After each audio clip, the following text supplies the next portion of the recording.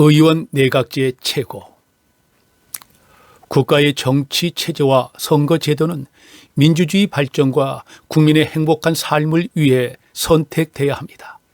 절대 당리당략 차원에서 바라볼 문제가 아닙니다. 이 대통령 중심제는 OECD 38개 국가 중 미국, 한국, 칠레, 멕시코, 튀르키예, 콜롬비아입니다. 이 국가들의 지나온 역사는 쿠데타와 내란, 전쟁의 해오리가 계속되고 있고 지금도 온갖 시련을 국민들이 겪고 있습니다. 대통령 중심제 정말 큰 문제이군요. 자유민주주의와 국민의 행복한 삶을 위해 대표적인 선진 국가들의 정치 체제와 선거 제도에 대해 말씀해 주십시오. 선진국 클럽 OECD 38개 국가 중 30개 국가가 다양한 내각제를 채택하고 있습니다. 선거제도는 32개 국가에서 비례대표제를 합니다.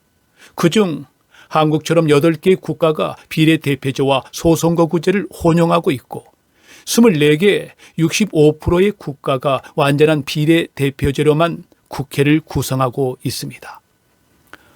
선진국 30개 국가가 다양한 내각제를 채택하고 있고 선거제도는 24개 국가가 완전한 비례대표제로 국회를 구성하고 있군요. 왕이 있으면 입헌군주제, 대통령이면 의원 내각제라고 구분합니다. 영국, 일본, 네덜란드, 스페인 등 왕이 있는 입헌군주제로 17개 국가입니다. 독일, 이태리 등은 국가 원수가 대통령입니다. 의원 내각제에서 왕이나 대통령은 상징적인 국가 원수일 뿐입니다. 많은 선진국들의 정치 체제는 의원 내각제인데 선거제도는 소선거구제 국가가 있고 의원 내각제인데 소선거구제와 비례대표제가 혼합되어 있는 국가도 있고 의원 내각제와 비례대표제 국가들도 있습니다. 정치 체제와 국민 행복도를 알 수 있는 민주주의 지수와 언론 자유 지수, 부패 인식 지수를 기준으로 대표적인 선진국들을 중심으로 말씀해 주세요. 먼저 영국 정치에 대해 말씀해 주세요. 영국의 정치 정보입니다. 부패 인식 지수가 2023년 세계 180개국 중 20위입니다. 언론 자유 지수가 2024년 세계 180개국 중 23위입니다. 민주주의 지수가 2023년 세계 167개국 중 18위입니다. 영국이 민주주의 지수가 18위라고요? 언론 자유 지수가 23위네요. 입헌군주제에 따른 의원 내각제를 채택하고 있고 선거제도는 소선거구제입니다.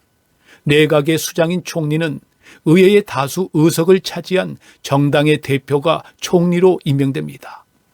영국의 의원 내각제에서 입법부와 행정부는 독립적으로 존재하지 않고 서로 융합된 형태를 취합니다. 의회는 법을 제정하고 내각을 견제하는 기능을 하며 내각은 의회에서 결정된 법을 집행하고 국가 정책을 운영하는 역할을 맡습니다. 상호 보완적인 관계에 있으며 의회와 내각 간에 원활하게 협력할 수 있는 제도입니다. 의원 내각제는 입법부와 행정부가 또 서로 원활하게 협력할 수 있는 제도이군요. 영국은 입헌군주제인데 국왕의 정치 권한은 어떻게 됩니까? 영국의 국왕은 상징적인 존재로 정치적 중립을 유지하며 내각과 의회가 국가를 실질적으로 운영하는 구조입니다. 영국의 의원 내각제는 오랜 역사적 과정을 통해 발전한 정치 제도로 전 세계 여러 나라에 큰 영향을 미쳤습니다. 의회와 내각의 긴밀한 협력을 통해 효율적인 정부 운영을 가능하게 하며 민주주의 발전에 기여해 왔습니다. 영국의 상원과 하원에 대해 말씀해 주세요. 영국 귀족원은 서민원과 함께 영국 의회를 이루는 구성체로 상원에 해당됩니다. 선거가 아닌 임명제이며 임기는 사실상 종신제로 은퇴한 정치인이나 관료 출신이 많습니다. 서민원 영국 하원은 650명의 의원으로 구성되어 있으며 100% 소선거구제로 선출합니다. 유럽에서 100% 단순 소선거구제로 의원을 선출하는 유일한 국가입니다. 의원 내각제와 소선거구제 국가인데 의회와 내각의 긴밀한 협력을 통해 정치가 안정되고 민주주의가 발전해 왔군요. 다음은 가까운 일본 정치에 대해 말씀해 주세요. 일본의 정치 정보입니다. 부패 인식 지수가 세계 180개국 중 16위입니다. 언론 자유 지수가 세계 180개국 중 70위입니다. 민주주의 지수가 세계 167개국 중 16위입니다. 민주주의 지수가 16위인데 언론 자유 지수가 70위이네요. 일본은 입헌군주제와 의원 내각제를 채택하고 있고 선거제도는 소선거구제와 중대선거구제, 비례대표제와 혼합되어 있는 국가입니다. 일본은 55년 체제 아래 자민당 혼자서 여당으로 장기간 군림하고 있습니다. 이 때문에 겉으로는 민주주의 체제이지만 이 실상은 공산당처럼 일당 독재 국가와 다름이 없다고 일본 정치를 꼬집는 발언도 있을 정도입니다. 뭐라고요? 자민당이 55년 체제 이래 공산당처럼 일당 독재 국가라고요? 그래도 언론 자유 지수가 70위인 이유가 있었네요. 일본은 메이지 유신 이후 영국 의회 구조를 그대로 가져와 도입하였기 때문에 의원 내각제는 비슷하지만 선거 제도는 완전히 다릅니다. 일본 국회는 양원제로 상원인 참의원과 하원인 중의원으로 구성됩니다. 참의원 선거제도는 중대선거구제와 전국 단위 명부 비례대표제를 채택합니다. 중의원 선거제도는 소선거구제와 지역구 단위 명부 비례대표제입니다. 선거제도가 많이 복잡하군요. 안분표, 일본만 시행하고 있는 선거제도로 일본 정치의 문제점으로 지적됩니다. 투표자의 의사를 왜곡시킬 수 있다는 비난이 강하고 만일 조작 및 왜곡이 시도될 경우 기성 정당에 유리하게끔 진행될 가능성이 높습니다. 일본 자민당 일당 독재, 의원 내각제이군요. 55년의 독재당, 이런 정치판을 일본 국민들은 그냥 바라보고만 있네요. 의문입니다.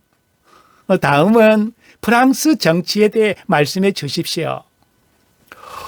프랑스 정치 정보입니다. 부패 인식 지수가 세계 180개국 중 20위입니다. 언론 자유 지수가 세계 180개국 중 21위입니다. 민주주의 지수가 세계 167개국 중 24위입니다. 부패 인식 지수가 20위이고 민주주의 지수가 24위이네요. 프랑스 정부 형태는 국민이 직접 선출한 대통령과 의회의 신임하에 대통령이 임명하는 수상이 행정 수반으로 공존하는 이원 집정부제입니다. 대통령을 군사와 외교 분야, 수상은 경제와 사회 분야에 대해 권한과 책임을 나눠 갔습니다. 이원 집정부제와 의원 내각제가 많이 다른가요? 프랑스의 3, 4공화국 때는 의회 중심의 의원 내각제였지만 대통령의 권한을 강화하기 위해 제5공화국의 초대 대통령인 드골부터 이원 집정부제를 도입하였습니다.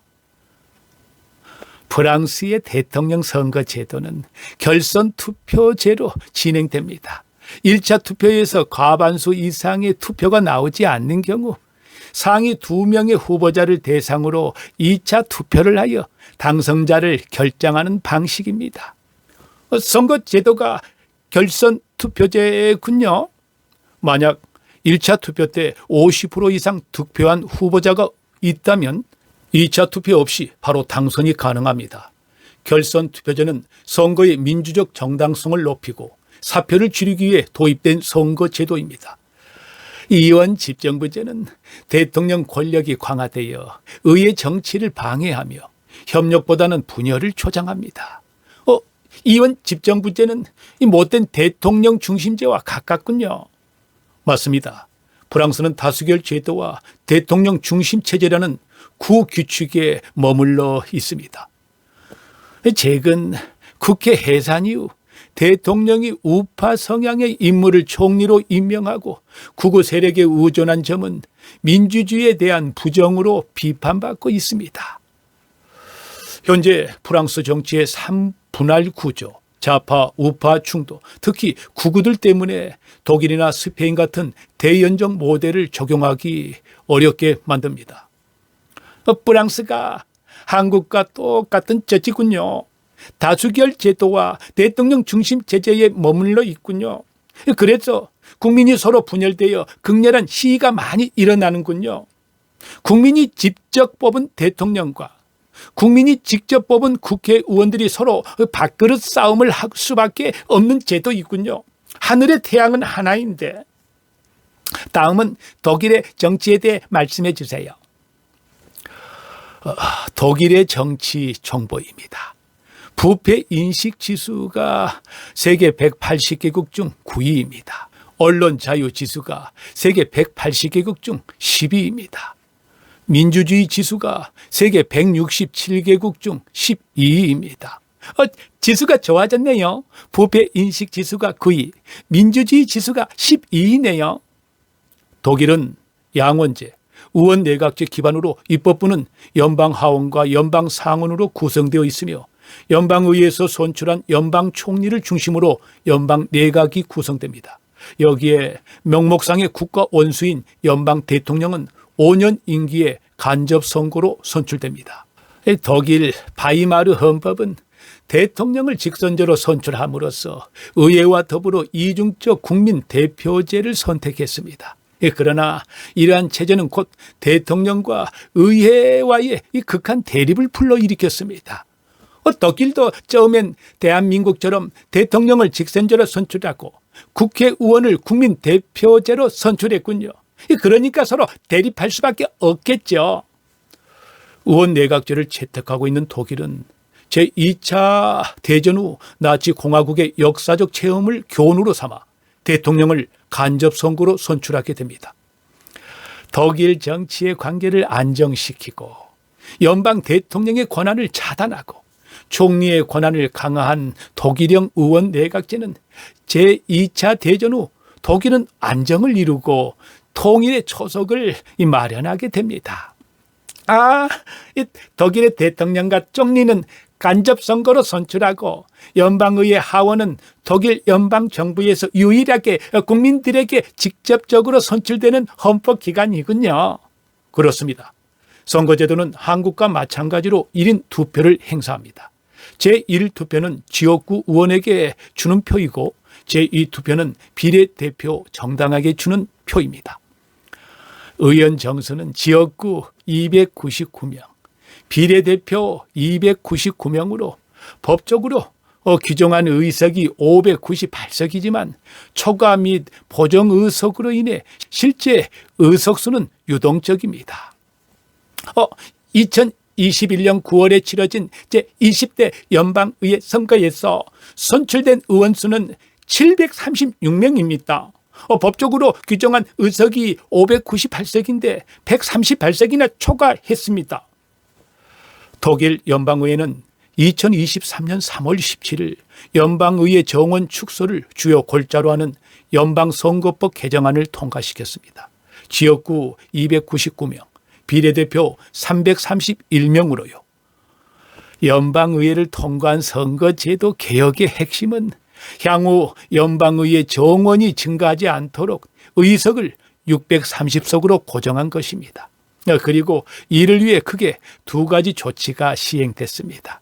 첫 번째로 초과 의석과 보정 의석이 없어지고 두 번째로 5% 봉쇄 조항의 외외 규정이 삭제됐습니다. 독일은 의원 내각제 강화를 위해 대통령을 간접 선거로 바꾸고 지역구 299석, 비례대표제 331석으로 의회 정원 증가에 마침표를 찍었으나 혼합형 비례대표제가 첨예한 논쟁과 갈등을 남겼군요. 다음은 대한민국 정치에 대해 말씀해 주세요. 대한민국의 정치 정보입니다. 부패 인식지수 2023년 세계 180개국 중 32위입니다. 언론 자유지수가 2024년 세계 180개국 중 62위입니다. 민주주의 지수가 2023년 세계 167개국 중 22위입니다. 언론 자유지수가 62위, 부패 인식지수가 32위. 부끄럽습니다. 대통령 중심제이며 5년 단임제로 국민의 직접 선거로 선출합니다. 국정의 최고 책임자로 행정부를 지휘하고 국무총리와 각 부처 장관을 임명할 권한을 가집니다. 인사권만 1만 2천여 명을 대통령이 임명합니다. 인사권만 1만 2천여 명을 대통령이 임명한다고요? 대한민국은 정말 제왕적 대통령제로 그 권한이 막강하군요. 국회의원은 4년마다 300명의 의원을 선출합니다. 소선거구제로 지역구에서 253명이 선출되고 비례대표제로 47명이 선출되는 혼합형 비례대표제입니다. 여소야대일 경우 행정부 책임자 대통령과 야당 국회의원들과의 충돌로 국민들에게 정치적 혼란을 겪게 하고 있잖아요. 대통령 중심제 국가들의 지나온 역사는 쿠데타와 내란, 전쟁의 해오리가 지금도 계속되고 있고 온갖 시련을 국민들이 겪고 있습니다. 1등만 살아남는 소선거구제는 지역과 국민을 패갈리고 불평등을 심화시키고 특권과 부패를 낳습니다. 이 사실 거대 양당 밥그릇 지키는 선거제도입니다. 저는 대한민국 정치 혼란의 근본 원인은 대통령과 국회의원을 국민이 직접 선출하기 때문이라고 생각합니다. 이 두 권력이 밥그릇 싸움을 하기 때문입니다. 하늘의 태양은 하나여야 합니다. 맞습니다. 의원 내각제와 소선거구제를 채택하고 있는 영국은 국민이 직접 선출한 권력은 국회의원뿐입니다. 독일도 처음엔 대통령과 국회의원을 국민이 직접 선출했는데 대통령의 권한과 의의 충돌을 보고 대통령을 간접 선거로 국회의원만 국민이 직접 선거로 선출하고부터 정치적 안정을 찾았습니다. 대한민국도 정치적 안정을 위해 대통령을 간접 선거로 국회의원만 국민이 직접 선거로 선출하고 의원 내각제를 빨리 채택하고 완전한 비례대표제 선거제도로 가야 할 때입니다. 다음은 스웨덴 정치에 대해 말씀해 주세요. 스웨덴 정치 정보입니다. 부패 인식 지수가 세계 180개국 중 6위입니다. 언론 자유 지수가 세계 180개국 중 3위입니다. 민주주의 지수가 세계 167개국 중 4위입니다. 언론 자유 지수 3위, 민주주의 지수 4위, 복지 국가이군요. 스웨덴은 입헌군주제 국가로 의원 내각제 민주주의 국가입니다. 법안이 의회에서 가결되면 내각의 이름으로 공포되고 국왕의 재가가 필요하지 않습니다. 총리도 국회의장이 임명합니다. 국회의장이 총리를 임명하는군요. 총리는 총 11개 부처 23명의 장관을 연정에 참여한 정당 의원수 비례하여 장관직을 나눠 내각을 구성하게 됩니다. 국회의원은 349명인데 이들 모두는 비례대표제로 선출합니다. 이 중 310명은 지역구 비례대표 의원이고 39명은 전국구 비례대표 의원입니다. 복지국가는 국회의원 전원을 비례대표로 선출하는군요. 비례대표제 선거제도는 어느 한 정당이 국회의원 과반 의석을 차지하기가 쉽지 않습니다. 보통은 이념이 비슷한 여러 정당이 연립하여 과반 의석을 이루고 그 연립 정당들 중에서 총리를 배출하는 연립 정권이 이루어지는 게 보통입니다. 의원 내각제와 비례대표제로 스웨덴 국민이 직접 선출한 권력은 국회의원뿐이군요. 다음은 덴마크 정치에 대해 말씀해 주세요. 덴마크의 정치 정보입니다. 부패 인식 지수가 세계 180개국 중 1위입니다. 언론 자유 지수가 세계 180개국 중 2위입니다. 민주주의 지수가 세계 167개국 중 6위입니다. 언론 자유 지수가 2위, 민주주의 지수가 6위, 부패 인식 지수가 1위. 대단합니다. 덴마크는 입헌 군주제, 의원 내각제를 택하고 있는 민주주의 국가입니다. 총선거의 결과에 의한 의석 구성에 따라 국왕이 총리를 임명합니다. 총리는 부처의 장관을 임명하여 내각을 구성합니다. 덴마크는 국왕이 정당과의 합의로 결정된 자를 총리로 임명하는군요. 그렇습니다. 국회의원은 총 179명인데 권역별 비례대표제 방식으로 선출됩니다. 이 중 본토 전역 10개구 선거구에서 135명을 선출하고 전국구 비례대표제 40명, 4명은 페로 제도와 그린란드에 할당됩니다. 덴마크, 코펜하겐의 국회의원과 시민들 50에서 60%는 자전거로 출근합니다. 자동차가 배출하는 온실가스를 절감하고 최종에는 탄소 배출량 제로를 달성하기 위해서입니다. 국회의원들이 자전거로 출근한 가장 큰 이유가 자동차가 배출하는 온실가스를 절감하기 위해서군요. 덴마크는 1990년 기후변화 대응 정책을 발표해 2030년까지 온실가스를 70%까지 줄이고 2050년에는 탄소 중립을 시행하겠다고 선언했습니다. 차량을 구매하면 그 150에서 180%의 세금을 부과한다고 합니다. 자동차의 가격 이상의 세금을 내야 하는 셈이죠. 탄소 중립, 미래사회 지구를 생각하는군요. 최고의 선진 복지 국가 답네요. 덴마크도 의원 내각제와 비례대표제로 국민이 직접 선출한 권력은 국회의원뿐이군요. 다음은 노르웨이 정치에 대해 말씀해 주세요. 노르웨이 정치 정보입니다. 부패 인식 지수가 2023년 세계 180개국 중 4위입니다. 언론 자유 지수가 2024년 세계 180개국 중 1위입니다. 민주주의 지수가 2023년 세계 167개국 중 1위입니다. 언론 자유 지수가 1위, 민주주의 지수가 1위. 정말 최고의 선진 복지 국가네요. 노르웨이는 입헌 군주제 국가로 국왕이 국가 원수의 역할을 합니다. 의원 내각제를 채택하고 있는 자유민주주의 국가입니다. 노르웨이 의회는 단원제이며 국회의원이 결정되면 국왕은 관습적으로 가장 의석이 많은 정당의 당수를 총리로 임명하고 총리는 내각을 구성합니다. 노르웨이는 국왕이 국가 원수 역할을 하고 총리도 임명하는군요. 선거 방식은 국회의원 총 169명인데 권역별 비례대표제로 선출합니다. 의회 해산이 없고 완전 비례대표제를 실시하기 때문에 직을 수행할 수 없는 상황에 처하게 될 경우 소속 정당의 비례대표 순위 후보가 승계합니다. 세계에서 성평등이 가장 잘 이루어진 국가라고 평가받습니다. 의회에서도 여성의 비중이 39%에 이릅니다.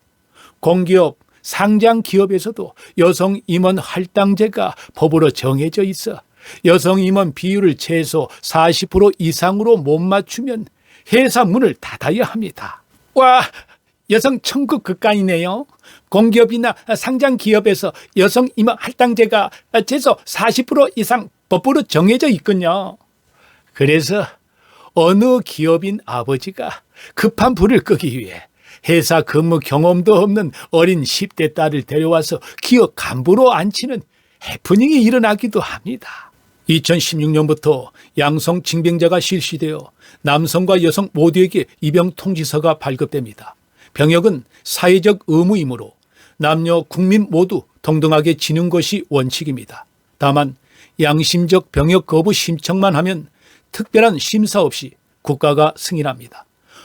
노르웨이는 남성, 여성이 정말 평등한 국가이네요. 2016년부터 여성의 입영이 시작됐는데 놀라운 점은 남녀 공용 내무반을 운영한다는 점입니다. 징병된 여성 병사의 63%가 남성과 같은 숙소를 씁니다. 보통 남성 4명, 여성 2명으로 이루어진 내무반입니다. 군대 가면 월급도 사회초년생만큼 받고 각종 시설도 최상급이고 대우가 좋다고 합니다. 군 복무를 마치면 가산점도 부여합니다. 대학교, 대학원 입시에 적용되고 일반 기업 취업 시 군 출신을 우수한 인재로 선호한다고 합니다. 남자와 여자가 같은 내무반을 사용한다고 하니까 저도 가고 싶네요. 남녀 평등, 정말 최고의 선진 국가 같네요. 노르웨이도 의원 내각제와 비례대표제로 국민이 직접 선출한 권력은 국회의원뿐이군요. 남성과 여성이 동등하게 병역의 의무를 지는 국가, 특히 남자 4명, 여자 2명이 내무반에서 함께 병영 생활을 한다는 것, 양심적 병역 거부자는 특별한 심사 없이 국가가 승인한다는 것, 정말 남녀 평등 국가입니다. 선진 국가들의 이 정치 체제를 살펴봤고 이제 대한민국에 딱 맞는 새로운 정치 체제에 대해 말씀해 주세요. 세상에 태양이 한 개이듯이 국민이 선거를 통해 뽑은 대표 권력도 한 개여야 합니다. 이 독일처럼 대통령을 간접 선거로 선출하고 국회의원만 국민투표로 선출하면 됩니다. 국회의원들이 의원 내각제를 통해 다수당의 당수를 총리로 임명하면 총리는 내각을 구성하고 정부를 운영하게 하는 겁니다. 선거제도는 선진복지 국가처럼 비례대표제로 국회의원 전원을 선출해야 합니다. 그럼 머지않아 대한민국도 선진복지 국가가 될 것입니다. 새로운 대한민국의 정치제재는 의원 내각제로, 선거제도는 비례대표제로만 국회를 구성한다. 그럼 독일처럼 통일도 될 것이고 미래 후손들을 위해 온실가스도 줄일 것이고 성실하고 근면한 국민성 때문에 세계 최고의 자유민주주의 행복한 국가가 될 것입니다. 대한민국 파이팅! 감사합니다.